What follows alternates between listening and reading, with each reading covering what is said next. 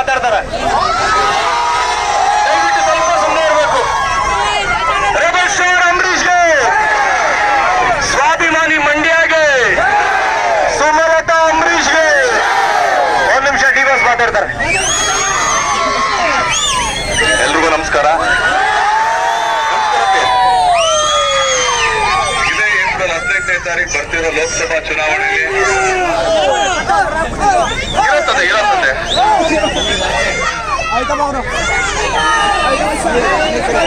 ಸುಮಲತಮ್ಮ ನಿಂತಿದ್ದಾರೆ.